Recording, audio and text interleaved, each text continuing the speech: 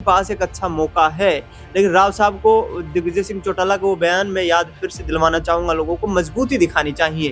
और दिग्विजय चौटाला ने जो बात कही है वो वाकई कहीं ना कहीं तर्क संगत भी है, क्योंकि दिग्विजय सिंह चौटाला सीधे तौर पर कह रहे हैं कि भाई बड़े राजनेता हैं तो दम दिखाए ना। ताकि नायब सिंह सैनी सरकार को सपोर्ट नहीं करना चाहता है, क्योंकि आरती राव के पिता इंद्रजीत राव के साथ लगातार मनमुटाव की जो बातें हैं, जो खबरें हैं, वो हरियाणा में खूब चलती हुई दिखाई पड़ती हैं। और साथ में जिस तरह 10 से 12 जो विधायक घर पे पहुंचे हैं डिनर करने के लिए, उसके बाद तो ये हवा कहीं ना कहीं और जोरदार तरीके से।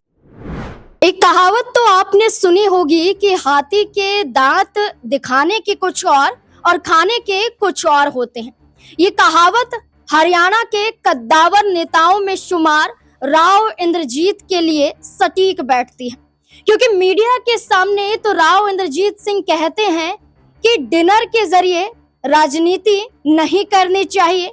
अपने समर्थक विधायकों को बुलाया गया था तो इसमें हर्ज क्या है? विधायक आए अपनी मर्जी से, विधायक इस पार्टी में शिरकत किए अपनी मर्जी से। राव इंद्रजीत ने ना किसी पर दबाव बनाया और ना ही किसी को आने के लिए फोर्स किया।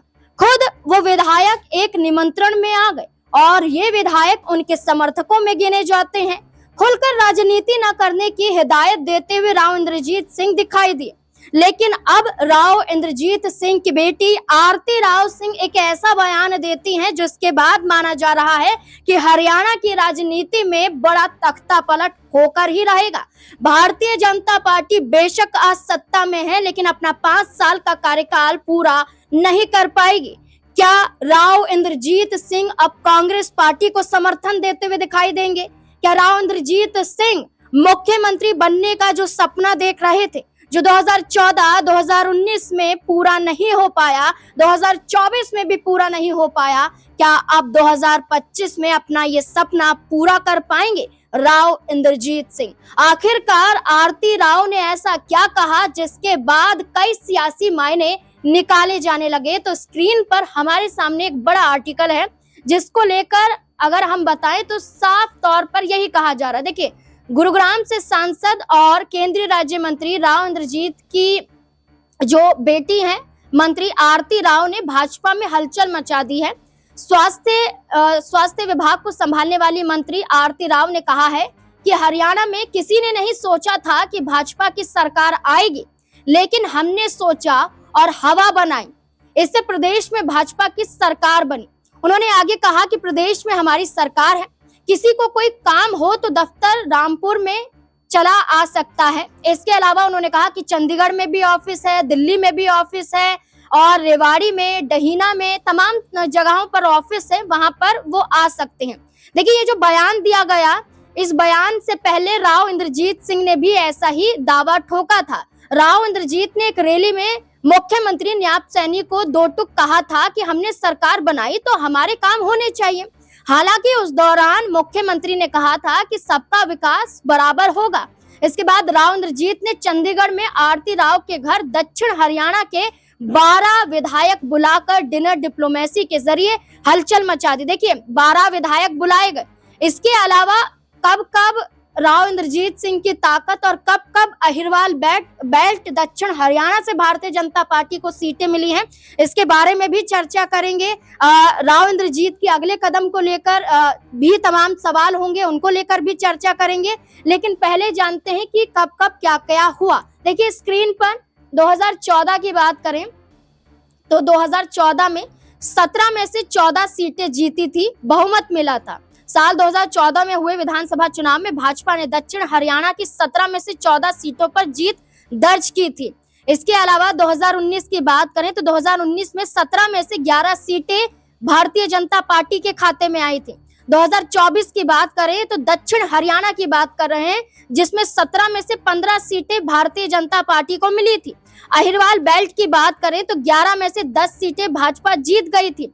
और इसके अलावा बात करें तो आज भी राव इंद्रजीत सिंह इन्हीं समर्थक विधायकों के जरिए दबाव बनाने की कोशिश कर रहे हैं। तो क्या राव इंद्रजीत सिंह का एक दाव और उनकी बेटी आरती राव सिंह का एक बयान क्या भारतीय जनता पार्टी में वाकई भूचाल ला सकता है? तो जो सवाल है, सवाल का जवाब ढूंढने की कोशिश करेंगे। मेरे साथ मेरे वरिष्ठ सहयोगी अमन सर मौजूद हैं। सर, क्या लगता है आरती राव के बयान के साथ, अगर आरती राव या उनके पिता या अहिरवाल बेल्ट के वो विधायक ना होते, वो उम्मीदवार ना होते, तो आज बीजेपी चुनाव ना जीत पाती? देखिए, ये बात तो शुरुआत से कही जा रही है। खुद राव इंद्रजीत ने भी ये बात कही कि भाई अगर बीजेपी सत्ता में और हैट्रिक पे कहीं ना कहीं वो नजर आई है तो उसमें अहिरवाल जो बेल्ट है उसका बहुत बड़ा योगदान है। और वही बात उनकी बेटी आरती राव यहाँ पर कहती हुई दिखाई पड़ती हैं कि जिस तरह से किसी ने सोचा नहीं था वो तमाम चीजें हरियाणा के अंदर होती हुई दिखाई पड़ी हैं। अब ऐसे में बड़ा सवाल नाज़मीन ये बन जाता है कि क्या ये सिर्फ कहने भर के लिए हैं या इशारों इशारों में कोई बड़ी चीज यहाँ पर आरती राव बताना चाहती हैं, जताना चाहती हैं। क्योंकि आप देखिए हरियाणा के अंदर लगातार इस बात को लेकर चर्चाएं काफी ज्यादा तेज दिखाई पड़ती हैं कि क्या जो नायब सिंह सैनी सरकार है क्या वो चंद दिनों की मेहमान है, क्या यहाँ पर कोई बड़ा आपस में गुटबाजी हो सकती है, क्या आपस में खेमेबाजी हो सकती है, और क्या एक खेमा जो है वो बिल्कुल भी नायब सिंह सैनी सरकार को सपोर्ट नहीं करना चाहता है। क्योंकि आरती राव के पिता इंद्रजीत राव के साथ लगातार मनमुटाव की जो बातें हैं, जो खबरें हैं, वो हरियाणा में खूब चलती हुई दिखाई पड़ती हैं। और साथ में जिस तरह 10 से 12 जो विधायक घर पे पहुंचे हैं डिनर करने के लिए, उसके बाद तो ये हवा कहीं ना कहीं और जोरदार तरीके से बहने लगी है कि क्या अब नायब सिंह सैनी सरकार के गिने चुने दिन बचे हैं, क्या एक तबका बीजेपी का पूरी तरीके से सरकार के खिलाफ हो गया है। अनिल विज से लेकर राव नरवीर और तमाम जो चेहरे हैं, राम कुमार गौतम पहले ही खफा नजर आते हैं, तो ये जितने भी चेहरे हैं ये कहा जा रहा है कि आंकड़ा अब लगातार बढ़ता हुआ दिखाई पड़ता। अब देखें 10 से 12 विधायक उनके साथ हमेशा हैं, शुरुआत में भी नजर आए थे, अभी वो नजर आ रहे हैं। और ऐसे में जो नाम है, क्योंकि अनिल विज भी ये बात कह रहे हैं कि भाई अगर मुझे बुलाया जाता तो मैं भी इस डिनर में जरूर शामिल होता। और उसी के बाद आप देखिए कि नायब सिंह सैनी को भी इस बात को लेकर चिंता जरूर हुई कि क्या कोई बड़ी रणनीति उनके खिलाफ हरियाणा में बनती हुई दिखाई पड़ रही है। क्योंकि आपने देखा कि उसके बाद आनंद फानन में वो कह सकते हैं कि राव इंद्रजीत के घर पहुंच जाते हैं और इस तरीके से डिनर करते हुए नजर आते हैं, खाना खाते हुए नजर आते हैं, उनकी पत्नी भी साथ में होती है। तो इससे आप ये मानकर चलिए कहीं ना कहीं डर का माहौल बीजेपी के अंदर तो बन रहा है। क्योंकि 10 से 12 जो विधायकों का आंकड़ा है ये बीजेपी के लिए जितना जरूरी है उससे ज्यादा जरूरी कांग्रेस पार्टी के लिए भी हो सकता है। क्योंकि उनको भी सरकार बनाने के लिए इसी आंकड़े की जरूरत है। तो बीजेपी को पता है कि अगर राव इंद्रजीत जो बीजेपी में कांग्रेस पार्टी से ही शामिल हुए हैं, अगर वापस वो चले जाते हैं तो बीजेपी के लिए इस स्थिति को संभालना बेहद कठिन और मुश्किल होता हुआ दिखाई पड़ेगा। बिल्कुल, भारतीय जनता पार्टी में एक डर का माहौल और कांग्रेस पार्टी के लिए एक बड़ा मौका। और क्या कांग्रेस पार्टी इस मौके को लपकती हुई दिखाई दे सकती है? क्योंकि भूपेंद्र सिंह हुड्डा के जरिए बेशक मान सम्मान का जिक्र कर दिया गया हो, लेकिन अभी तक हाथ आगे नहीं बढ़ाया गया है। तो क्या भूपेंद्र सिंह हुड्डा राव इंद्रजीत सिंह से मुलाकात करने की कोशिश करेंगे या फिर नहीं? बड़ा सवाल है। दिनेश से जानने की कोशिश करेंगे। दिनेश, क्या लगता है कांग्रेस के पास मौका है? राव इंद्रजीत से लेकर उनकी बेटी आरती राव सिंह हवा की बात करती हैं और इस हवा को लेकर बीजेपी की सरकार बनने और गिरने तक का दावा कर दिया जाता है। तो कांग्रेस पार्टी को आगे आना चाहिए, क्या लगता है? देखिए, मुझे समझ नहीं आ रहा यहाँ पर नाज़मीन कि आखिरकार कांग्रेस पार्टी अभी तक शांत क्यों बैठी हुई है। क्योंकि राव इंद्रजीत सिंह और भूपेंद्र सिंह हुड्डा के व्यक्तिगत संबंध जो हैं वो काफी अच्छे बताए जाते हैं। राजनीतिक तौर पर दोनों के बीच अनबन हो गई थी, लेकिन यहाँ व्यक्तिगत संबंधों की बात करें तो दोनों ने एक साथ पढ़ाई की है, एक साथ राजनीति भी की है। कुछ मुद्दों को लेकर मतभेद था, असहमति थी, वो होती रहती है, अभी भी दिखाई दे रही है। लेकिन कांग्रेस पार्टी के पास एक अच्छा मौका है। लेकिन राव साहब को दिग्विजय सिंह चौटाला का वो बयान मैं याद फिर से दिलवाना चाहूंगा, लोगों को मजबूती दिखानी चाहिए। और दिग्विजय चौटाला ने जो बात कही है वो वाकई कहीं ना कहीं तर्क संगत भी है। क्योंकि दिग्विजय सिंह चौटाला सीधे तौर पर कह रहे हैं कि भाई बड़े राजनेता हैं तो दम दिखाएं ना, ताकत दिखाएं। उनने 10 विधायक बुलाए, 12 विधायक बुलाए, 2 सांसद उनके पास है, 3 उनके साथ है। तो जब इतना संख्या बल आपके पास मौजूद है और आज आपसे बड़ा राजनेता कोई हरियाणा में मौजूद नहीं है, तो फिर आप शांत क्यों बैठे हुए हैं? यदि आपकी इच्छा ये है कि आपको मुख्यमंत्री बनना है तो फिर हाईकमान के सामने ये कहीं ना कहीं जो है पेशकश की जाए, ये मांग करे वो कि हाईकमान अब मुख्यमंत्री बनाए, क्योंकि मुझे मुख्यमंत्री की कुर्सी के अलावा कुछ चाहिए नहीं। दूसरी ओर देखा जाए तो जिस तरीके से दिग्विजय ने यह भी कहा है कि हमारे पास 10 विधानसभा की सीटें थी तो हमने हरियाणा में तख्ता पलट कर दिया था। अब राव इंद्रजीत सिंह इतने मजबूत हैं तो या तो वो मांग ना करें, यदि वो मांग कर रहे हैं, उनकी इच्छा है तो इस इच्छा को फिर खुलकर जाहिर करें।